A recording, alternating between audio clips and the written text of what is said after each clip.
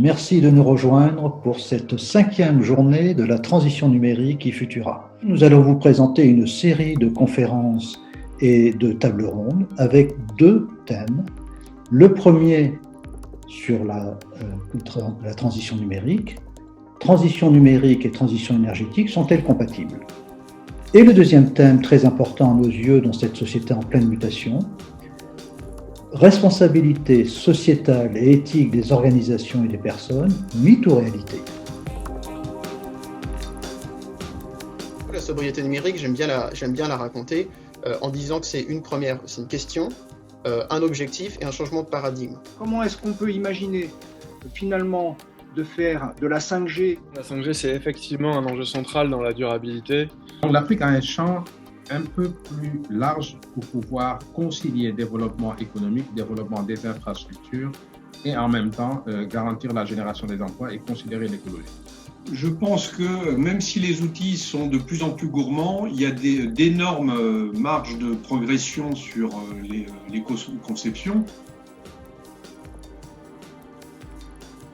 Gunther est le fondateur et directeur de ZERI, Zero Emissions Research and Initiatives, un réseau mondial qui recherche en permanence des solutions durables pour la société. On se pose la question si la transition numérique et la transition énergétique sont-elles réconciliables.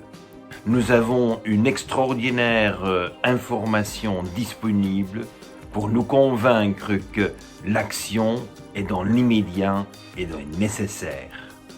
Raison pour laquelle je vous affirme dès à présent et dès le début de ma conférence que non pas seulement est la transition numérique et la transition énergétique nécessaires, les deux sont à faire dans l'immédiat.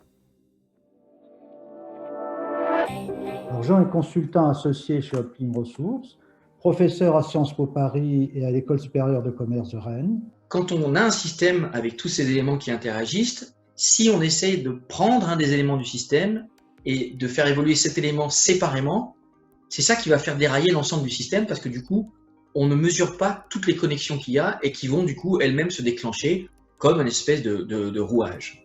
Finalement, le développement durable, c'est la capacité de notre société humaine à durer éternellement dans ce système biosphère.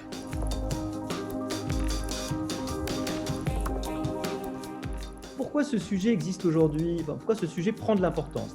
On n'a pas attendu la responsabilité sociale de l'entreprise pour s'inquiéter du bien-être de ses salariés, pour s'inquiéter aussi de son action sur l'environnement, de s'inquiéter de l'effet général de son entreprise. Et je pense que la responsabilité sociale de l'entreprise, la considération pour l'entreprise de son impact global, c'est en fait sa gestion bien comprise, la compréhension de ses intérêts à long terme.